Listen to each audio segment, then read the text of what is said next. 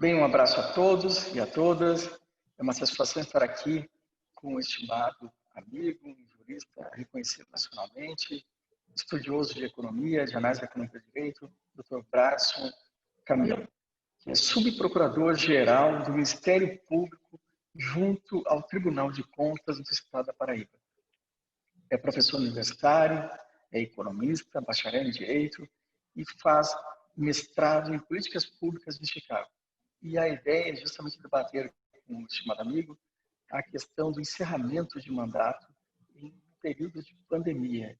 Como o controle externo pode auxiliar o aperfeiçoamento das instituições, no caso aqui, as instituições municipais, mas estaduais também, sejam da administração direta, indireta, empresas públicas, sociedade de economia mista, e orientar os advogados, servidores, economistas, sobre essa questão tão delicada que é um momento de encerramento de mandato num período tão difícil como é esse de pandemia. Então, saúdo aqui, é uma honra estar com o estimado amigo Bradson Camilo, que é uma pessoa que tem produzido muito nos últimos anos e é uma referência para nós. Muito obrigado. Olá a todos e a todas. Queria agradecer a gentileza e o convite do meu amigo Paulo Caliendo. É uma honra participar desse evento e discutir um tema tão... por si só ele é importante quando fala do encerramento de mandato. Ordinariamente já é importante. Num contexto sui generis, um contexto mais do que especial, que é o contexto da pandemia, ele se torna ainda mais relevante, ainda mais difícil de vislumbrar o que pode acontecer. Então, como o tema ele tem essas duas dificuldades, a dificuldade natural dele, que é o encerramento de mandato, e o contexto da pandemia, para facilitar a nossa conversa, eu separei em uma pequena apresentaçãozinha falando sobre o encerramento ordinário dos mandatos, assim, quais são as limitações que são analisadas pelo controle externo, que são as limitações basicamente da Lei de Responsabilidade Fiscal, e depois vou tentar contextualizar, tentar falar um pouco do contexto da pandemia dentro dessas limitações. Tá? Então, vou passar essa apresentaçãozinha aqui para vocês e a gente continua a conversa.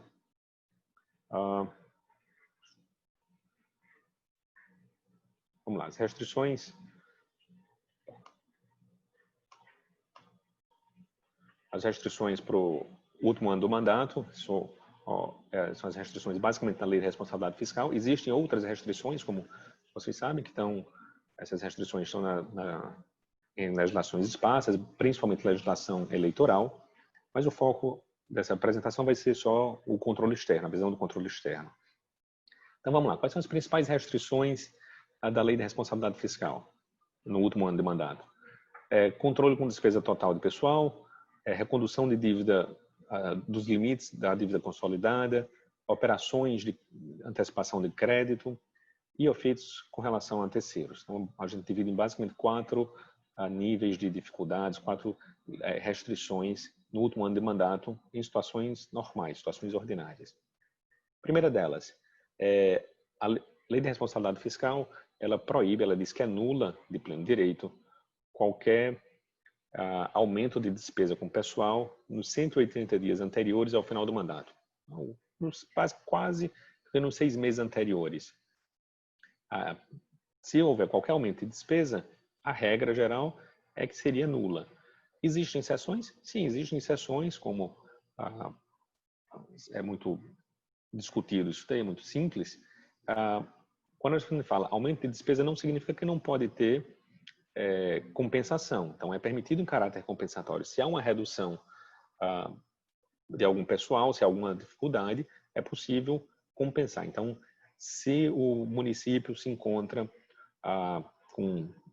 está no limite, com 60% de gasto pessoal em junho, que é o parâmetro anterior.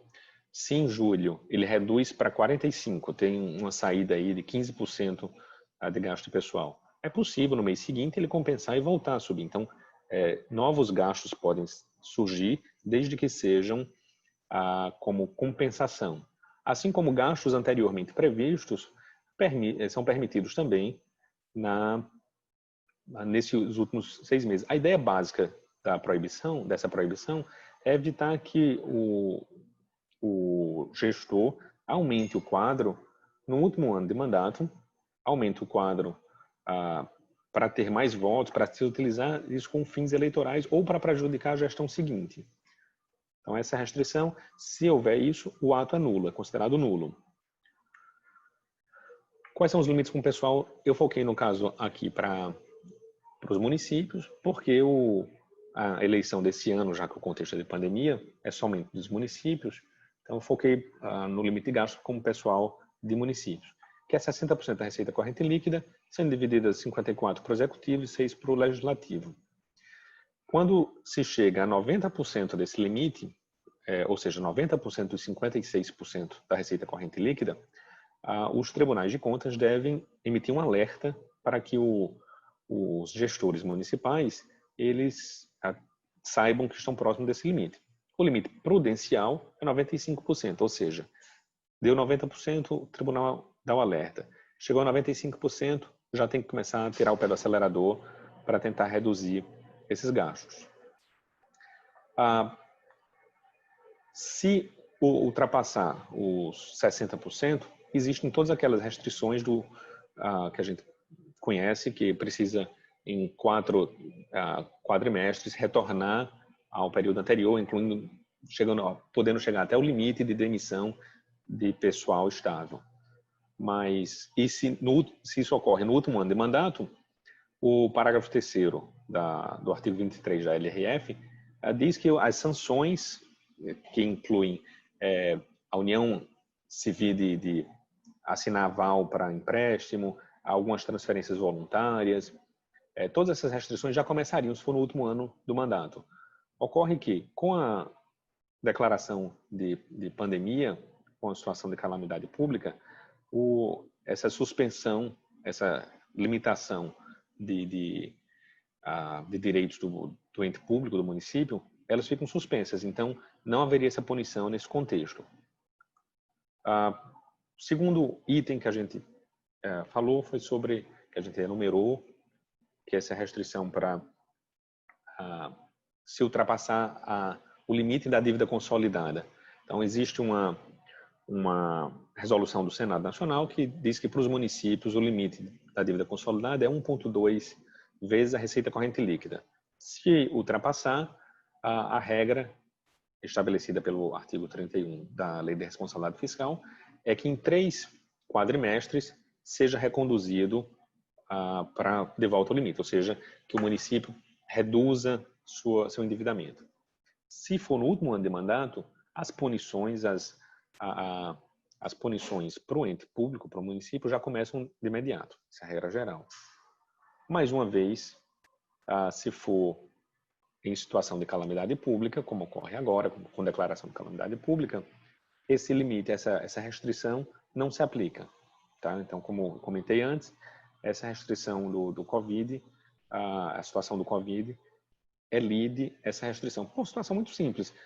Em calamidade pública não dá para pensar somente em reconduzir a responsabilidade fiscal.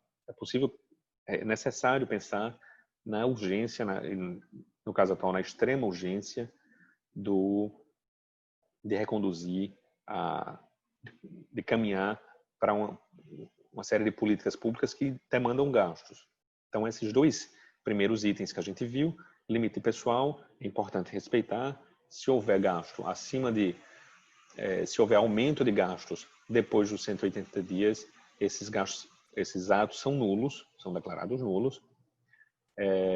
E se ultrapassar o limite pessoal, deveria retornar. No caso de pandemia, somente o limite, não o aumento de gastos, mas os limites, tanto da dívida pública como do pessoal, eles ficam suspensos.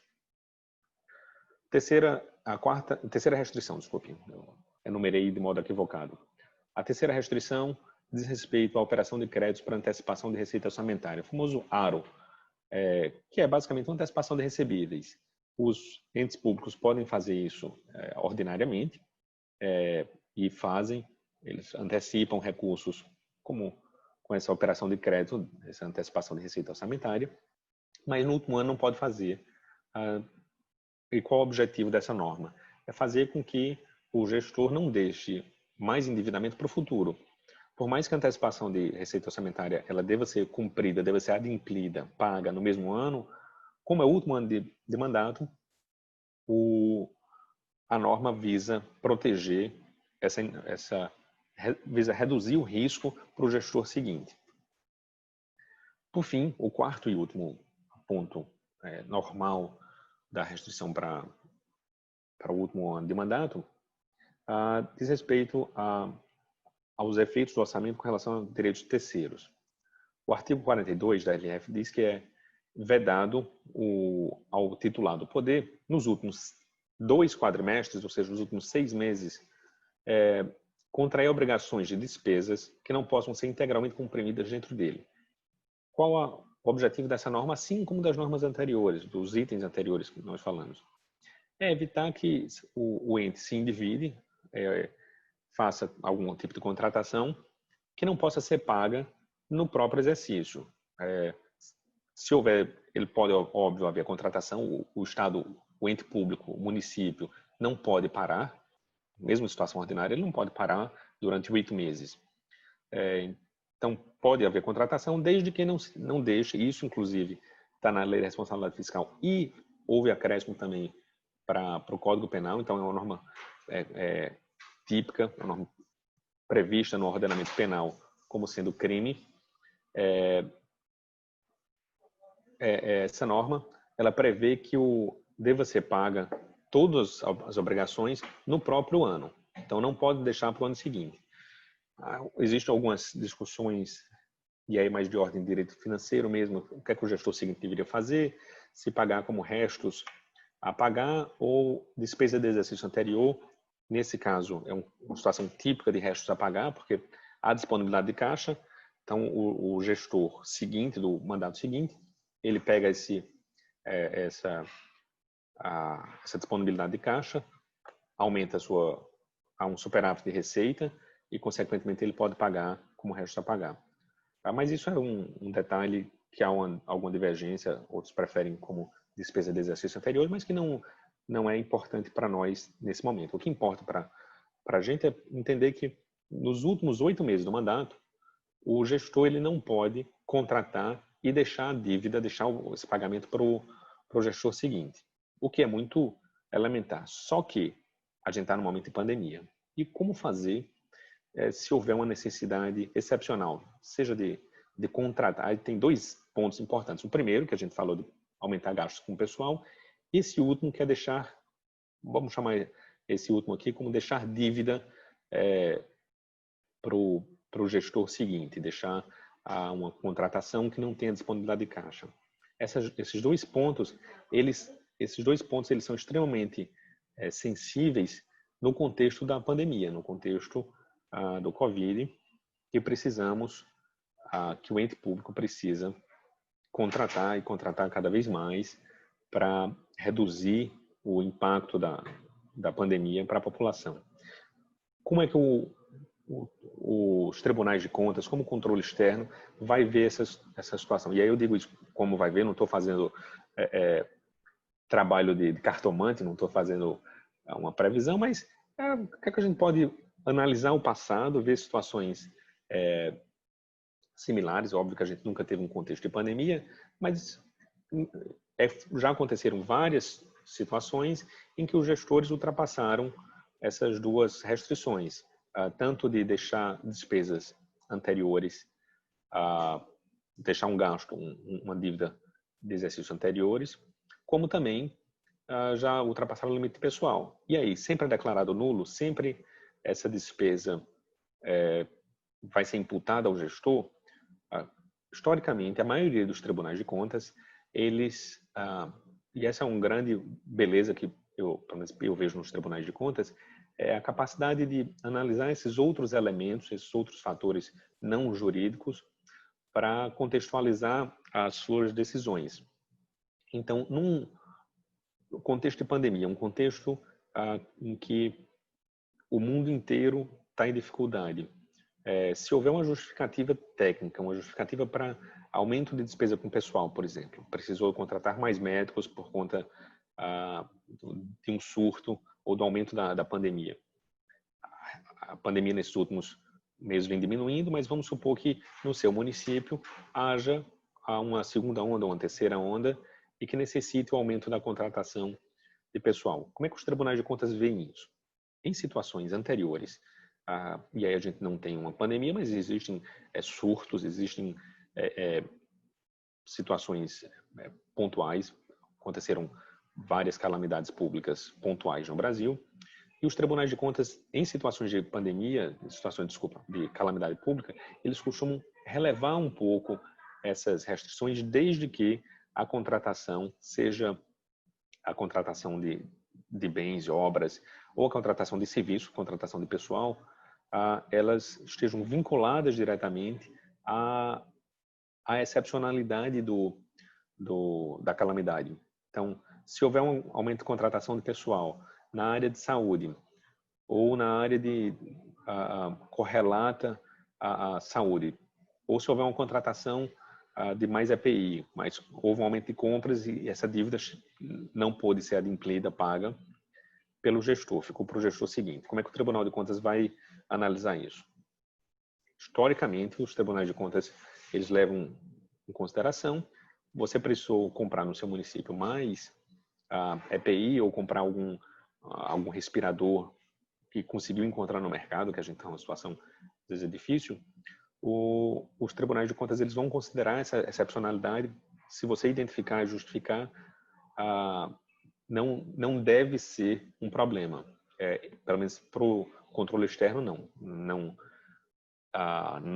vou opinar na parte eleitoral, mas para o controle externo, situações excepcionais são vistas com excepcionalidade. Só tem um grande problema. E aí foge um pouco até a questão do seu último ano de mandato e também abarca, também pega pessoas gestores de âmbito municipal, de âmbito estadual, de âmbito federal, que diz respeito a contratações na pandemia como um todo. Eu recentemente estava discutindo com alguns outros operadores de controle externo o problema de pesquisas de preço e como identificar o preço. Então, não tenho dúvida que o gestor ele vem com muito receio por eventuais atuações do controle externo no futuro que queiram punir todo mundo. A gente sabe que existem alguns excessos e esses excessos podem criar um desestímulo para o gestor agir de modo mais adequado, de modo mais saudável para a sua população. E aí vou ser específico sem dar nome aos bois. Mas vimos na imprensa e nas redes sociais algumas supostas denúncias de contratação com sobrepreço, seja de compra de respirador, compra de EPI. E aí a primeira pergunta que vocês, caso se deparem com uma situação dessa, caso sejam vítimas dessa denúncia ou objetos dessa denúncia, é tentar contextualizar o preço. Isso vai ser uma grande dificuldade para o controle externo, e aí, em regra, o controle externo, alguns órgãos de controle externo e o próprio controle interno, às vezes eles são rígidos demais e não contextualizam. Então, apesar da limitação da LRF ser relativizada pelos tribunais de contas, as contratações em si às vezes não são relativizadas. Então, vamos pensar aqui no problema dos preços em geral. O álcool gel. O álcool gel, em março, o preço era baixo, era um bem com menor importância, um bem normal, com a demanda baixa. Em abril, de repente, passou a ser um bem quase essencial, sem substituto, demanda aumentou, a oferta diminuiu, e aí o preço foi às alturas. Se o gestor comprou em um dia, a variação que tinha de preço de um dia para o outro era significativa. Então, se não for muito bem justificado a compra naquele dia por aquele preço, eventualmente pode ter dificuldades, porque é muito fácil para o controle externo ou para a sociedade pegar aquele preço e comparar com o preço de uma semana atrás, uma semana anterior, cuja variação foi absurda, foi muito grande. Essa questão, e o álcool gel é um exemplo muito claro disso, porque o que a gente viu com o álcool gel, primeiro o preço foi as alturas, porque houve um aumento na demanda, uma redução da oferta. Como o preço estava muito alto, depois aumentamos a oferta, indústria de perfumes, até a indústria que produz bebida alcoólica, eles migraram para produzir álcool gel, então aumentou a oferta e diminuiu a demanda, porque as pessoas viram que podem, inclusive, substituir por outros produtos para lavagem, inclusive água e sabão. Então, o preço do álcool gel, ele teve uma variação, aumentou muito, depois diminuiu, tudo muito rápido, tudo de uma semana para outra, e a demanda também do ente público, do município, do estado, variou muito. Então, o controle externo vai ter muita dificuldade nessa identificação dos valores reais, dos valores corretos. Na dúvida, infelizmente, a prática é achar que todo gato é pardo à noite. Então, como o professor Marcos Nóbrega comentou recentemente, primeiro vão encontrar o culpado para depois encontrar qual foi o crime que o culpado cometeu. Então, vai ter muito disso. Assim, vão tentar pegar gestores porque o preço foi alto e tentar dizer que necessariamente houve sobrepreço. Em alguns casos, infelizmente, aconteceram. Mas em outros não. Nos que não aconteceram, mesmo assim o gestor pode ser punido. Então, essa orientação é importante vocês justificarem não só em termos formais, mas mais do que isso, tentarem contextualizar com pesquisas de mercado, à época, com o exemplo de outros entes que compraram à época. E quando eu digo à época, é basicamente no mesmo dia ou bem próximo, porque as variações foram muito rápidas. Acho que essa é uma grande lição que fica para a pandemia, a dificuldade que existe em preços, porque a relação é muito rápida, a relação muda muito rápido. Tivemos experiências, inclusive, de muitos gestores que se utilizaram de ferramentas não tão usuais no direito administrativo, como a requisição administrativa. E aí, uma outra discussão, imagina, o seu município, o município X, se utilizou da requisição administrativa. Qual foi o valor pago? A requisição administrativa entraria naquele limite, aquele quarto limite que a gente viu, de deixar a despesa para o exercício seguinte, se ela for nos 8 meses anteriores? Eu entendo que sim, que aquela limitação do pagamento também é para qualquer tipo de pagamento, mas como foi para uma situação de pandemia, ela pode ser reduzida, a rigidez pode ser aceita pelo controle externo. Mas qual vai ser o valor a ser pago pelo objeto requisitado? Isso é uma grande dificuldade que os gestores tiveram, porque se botam um valor muito baixo a ser pago, pode haver uma escassez futura. Se o município, o estado, requisita medicamentos com EPI e paga por um valor baixo, o comerciante ele não vai repor o estoque. Então, se ele não vai repor o estoque, vai faltar para o futuro. Se o gestor fez a requisição e pagou por um valor mais alto, pagou por um valor do mercado, será que pode haver questionamento do controle externo sobre o eventual sobrepreço? Talvez haja. E aí, a principal lição, e sem dúvida num contexto de pandemia, é difícil porque a principal regra, a principal orientação é o quê? É resolver o problema, para depois tentar pensar no processo administrativo. Então, se aconteceu de haver contratação sem ter uma pesquisa muito bem fundamentada ou muito bem justificada, só cuidado com essas discussões sobre eventual sobrepreço, porque podem eventualmente repercutir tanto na esfera administrativa do Tribunal de Contas, como também subsidiar alguma ação de improbidade administrativa ou ação penal em decorrência desse eventual sobrepreço, que volto a dizer, é um sobrepreço que às vezes não existiu.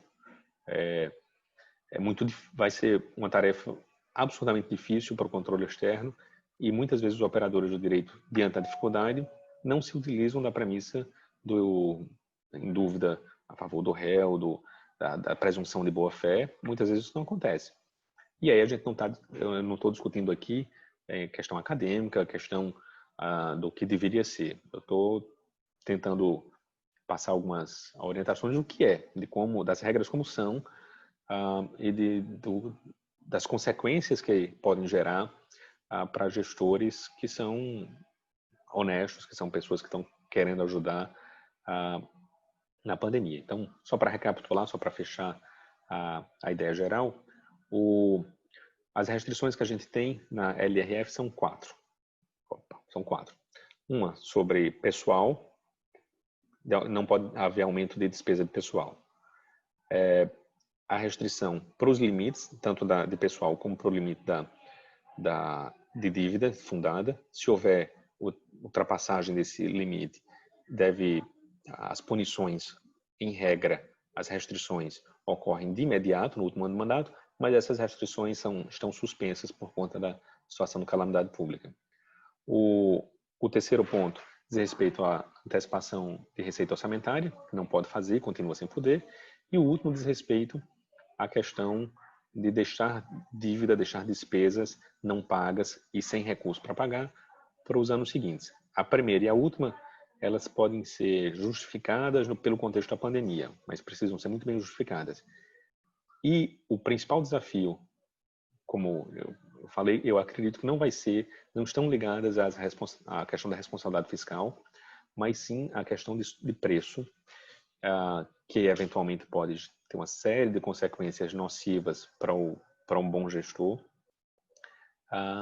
e aí precisa ser muito bem justificado, muito bem adequado para minimizar. E, óbvio, se tiver algum operador do controle externo ou do controle interno aqui, aproveito para mandar a sugestão para pensar também com carinho sobre a situação, não para ser...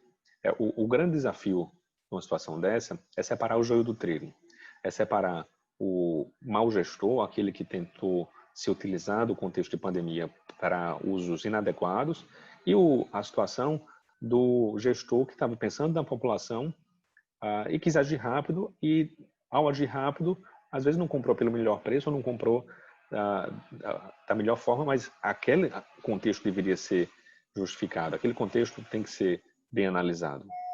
Tá? Então, fica aqui minha sugestão para que haja essa contextualização, para não punir, não misturar o joio com o trigo, não tratar como joio o que é trigo, o que é bom, o que deve ser estimulado na gestão pública, que é olhar para os munícipes, olhar para a população e prestar o melhor serviço, mesmo com risco para eventual punição depois.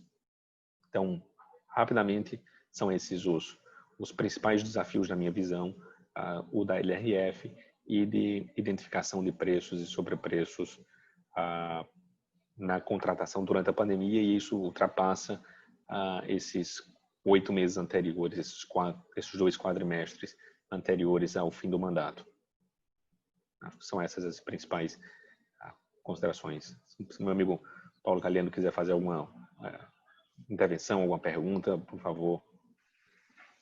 Só comentar, foi excelente, Braxton, escutar, muito didático, direto, bastante ponderado, mas ao mesmo tempo bastante orientador dessa visão que nós temos que aperfeiçoar a máquina pública brasileira, as instituições, principalmente os municípios, a ideia de que o gestor deve ser probo, ele deve ser cauteloso, conservador, ao mesmo tempo que ele deve buscar a luta pelos interesses do município.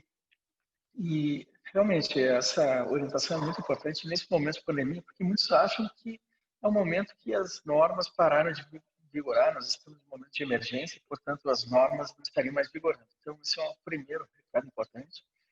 O segundo é que o próprio STF já mencionou que a reparação civil por danos causados por improbidade são imprescritíveis, então o prefeito, o servidor, ele vai responder, mesmo que não seja nesse mandato, no próximo, ou mesmo durante muito tempo após sair do seu cargo. Então ele tem que estar bastante munido de orientações, procurar o seu Tribunal de Contas, procurar o auxílio preventivo do Tribunal de Contas, um auxílio às suas ações. Então, foi muito esclarecedor, assim, gostei bastante. aproveitar aqui, Paulo, para ressaltar nesse aspecto o problema dos incentivos. As pessoas são racionais e agem por incentivos. Então, se os incentivos que os órgãos de controle, e aí não só do controle externo, incluindo o Ministério Público Estadual, Federal, a magistratura, se não passam os incentivos corretos, você pode criar um sério problema. Então, existem alguns estudos que indicam que em alguns países o excesso de rigor gera o que em economia a gente chama, você sabe melhor do que eu, que a gente chama de seleção adversa. O que é a seleção adversa? Se você mistura o joio com o trigo, se você trata o mau gestor igual ao bom gestor, todos eles são sujeitos à ação de improbidade, por exemplo, qual a mensagem que você passa? Qual o risco que você passa para o candidato, para quem quer ser o gestor? Esse risco é incorporado. Então, para o bom gestor, aquele que não vai roubar, aquele que não vai agir, ele olha para o judiciário, ele olha para o controle externo, vê o risco de passar o resto da vida, como você falou aí, podendo ser sujeito de uma ação. Boa parte das pessoas não vão querer entrar. E aí, o que é que acontece? Essas pessoas saem desse mercado, saem dessa busca de ser gestor público e fica somente quem não quer. É o que a economia é chamada de seleção adversa. Então, é um problema, é um perigo muito grande. Fico muito contente quando eu vejo bons gestores, pessoas que querem aprimorar a máquina pública, querem realmente se vir. E acho que o controle externo, o poder judiciário, tem um papel importantíssimo em dar esses incentivos para premiar as pessoas que querem isso e não passar um incentivo errado. Mas, como você disse, a regra posta, o que a gente tem o próprio STF diz que os gestores devem ter esse receio de eventual ação posterior. Então, a orientação é importante para que os gestores de bom grado, as pessoas que querem servir a população, que eles mantenham essa documentação, que eles mantenham essas informações para não serem objetos de... Então, os incentivos ainda não estão bem postos, mas acho que uma boa orientação pode reduzir o risco e a gente pode ter bons gestores respeitando a boa gestão e respeitando a transparência. Desculpa me intrometer na sua fala, meu amigo.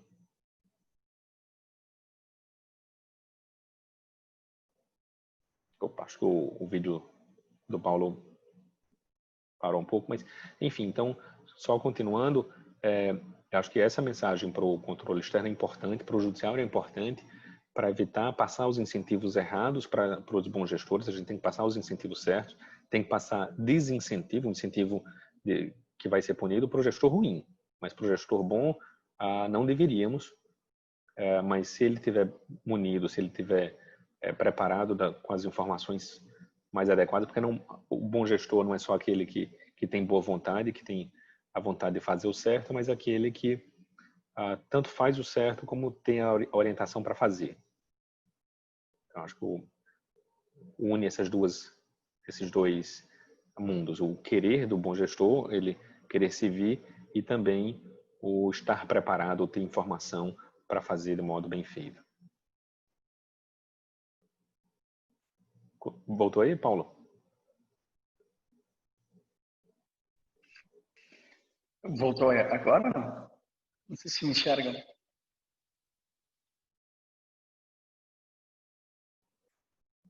Tá bom, dá para ver aqui.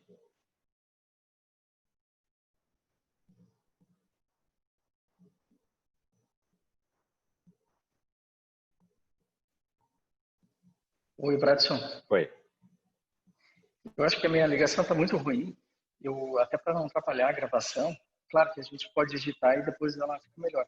Mas eu vou encerrar aqui e eu gostei muito. É um vídeo de divulgação. Nós vamos divulgar Superintendente, né, em todo o Brasil. Eu achei excelente sua fala e eu só ia comentar um pouco para você mencionar a importância da análise econômica. Sim. Você tratou um pouco dos incentivos para o aperfeiçoamento das políticas públicas. Como é que a análise econômica pode auxiliar o gestor a ter digamos assim, um instrumental, um mecanismo, um ferramental melhor para que ele possa decidir ou interpretar ou mesmo justificar as suas ações. Posso? Então seria Tá. Sim, Então, uma pergunta para eu falar, né? isso. Excelente. Sem dúvida, como todas as pessoas agem por incentivos, todas as ferramentas que são capazes de construir os incentivos corretos, aí tanto para os gestores como até para os burocratas, é importante se utilizar dessas ferramentas, desse conhecimento da análise econômica do direito, da lógica econômica, de como as pessoas devem agir, como devem se construir esses incentivos. É importante para os gestores se utilizarem disso na construção das políticas públicas. Então, hoje em dia, o que até o Brasil passou a está se aproximando da OCDE, e uma das diretrizes da OCDE orienta para que todas as políticas públicas sejam dotadas da análise de impacto regulatório. Que a análise de impacto regulatório nada mais é do que uma análise custo-benefício, você criar uma estrutura antes de construir a norma, antes de construir a política pública, você ponderar, o agente público ponderar todos os benefícios que vão decorrer dela, todo o custo que vai decorrer da norma. E quando eu falo custo, não estou só falando de recursos financeiros, de dinheiro, mas do impacto que essa norma, o positivo e o negativo, porque isso facilita, se o gestor público, se ele faz essa análise de impacto regulatório, se ele faz essa análise custo-benefício bem feita, ele está se protegendo para uma eventual punição, de um eventual questionamento, tanto judicial como do controle externo. Ele pode passar os melhores incentivos para os burocratas aplicarem essa norma. Então, isso serve tanto para a pandemia como em outras situações, em outros contextos de políticas públicas, de alocação de políticas públicas. Então, o passo fundamental, eu acho, é lembrar, é pensar que as pessoas agem por incentivos e esses incentivos devem ser muito bem trabalhados. Às vezes, acho que nós, operadores do direito, as pessoas do mundo jurídico, às vezes supervalorizamos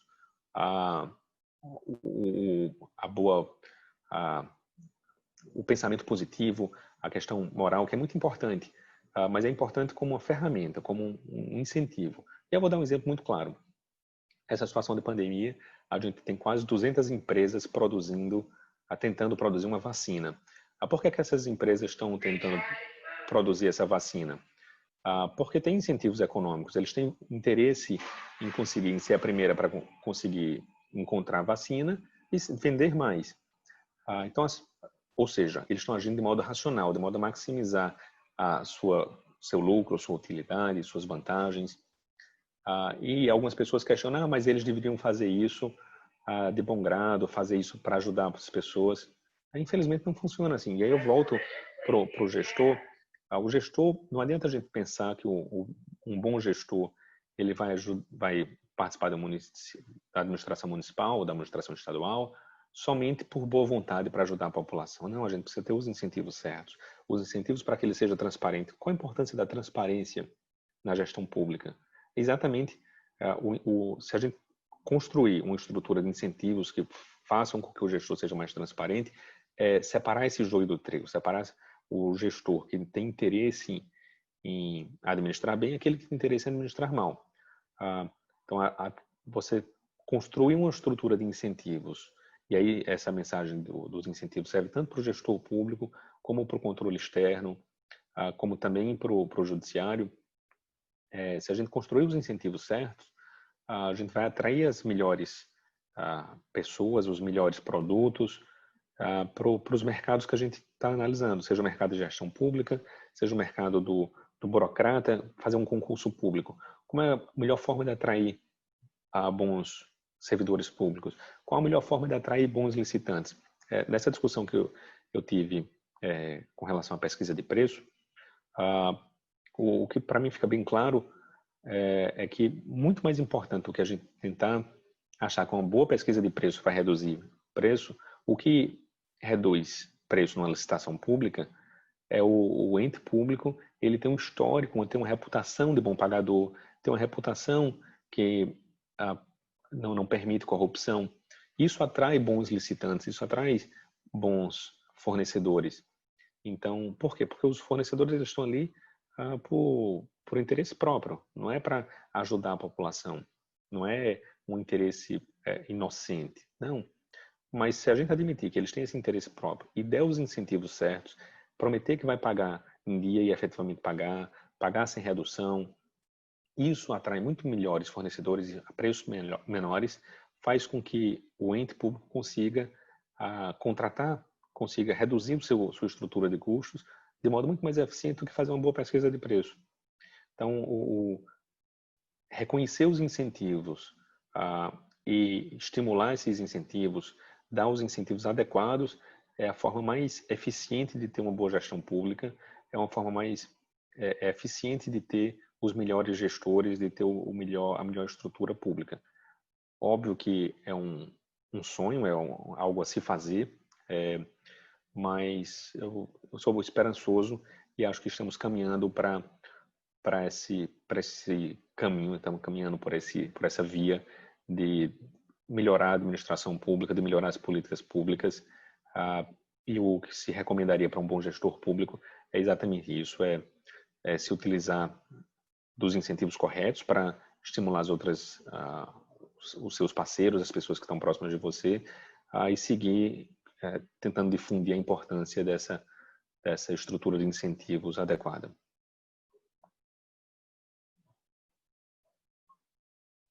Excelente, muito bom, Bradson. Fantástico. E você gosta também de ciência de dados, correto? Exatamente. E que para política pública, cada vez mais, você não tem como construir uma política pública. Essa análise de impacto ambiental, de impacto regulatório, você precisa de dados, e aí dados tanto do seu ente público como dos outros entes, experiências passadas. Se fala de política pública baseada em evidência, né? Você não tem como ser baseado em evidência sem se utilizar dos dados, e cada vez mais com mais informações, os entes públicos, muitas informações, se utilizando de a inteligência artificial, de redes próprias para analisar resultado. Acho que isso é o futuro. Acho que é o caminho que a gente pode atingir melhores resultados. Mas, infelizmente... Excelente, olha, fantástico falar contigo. Infelizmente? Não, infelizmente a gente, principalmente na administração municipal, ainda tem uma realidade muito díspara, né, no Brasil. Tem municípios que são muito pequenos, que a estrutura ainda é muito, muito simples, e acho que falar de inteligência artificial para um município que ainda luta para ter um mínimo ali, acho que é um sonho muito, muito à frente. Mas acho que estamos caminhando bem.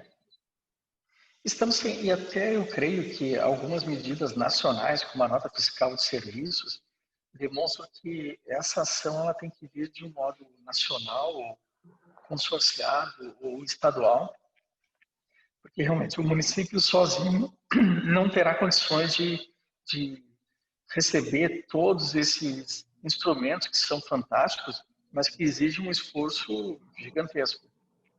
Mas creio que é o futuro, o uso de ciência de dados, de instrumentos de incentivos, de inteligência artificial, nós teremos isso em breve sendo aplicado no Brasil inteiro. Eu concordo. Acho que, pessoalmente, Paulo, eu acho que o futuro dos tribunais de contas se vir como grandes agências para esse tipo de coisa.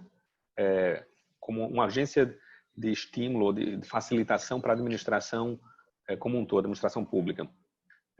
E aí o governo federal e o TCU também tem um papel importante nessa construção, porque a ideia de ficar com um controle externo somente querendo punir, somente querendo ser rígido, e não dando os instrumentos, não dando a capacitação, e às vezes não é nem capacitação, é como você falou, tem que estar o instrumento pronto.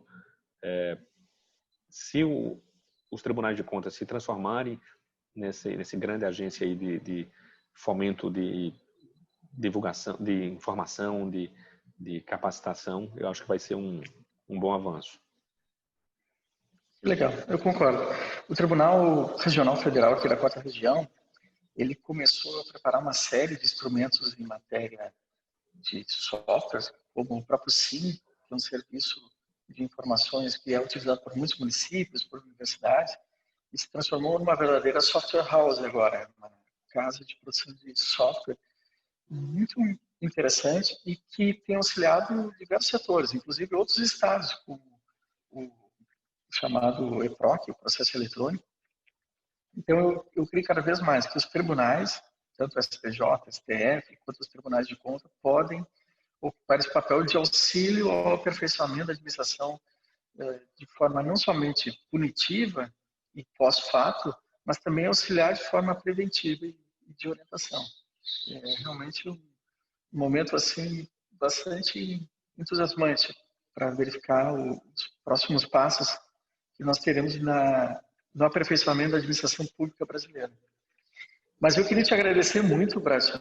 Olha, é uma honra falar contigo. Você está sempre à frente, mas também atento às questões atuais, locais. É fantástico saber que o Tribunal de Contas está com um pessoal tão qualificado. Fico contente, a honra é toda minha.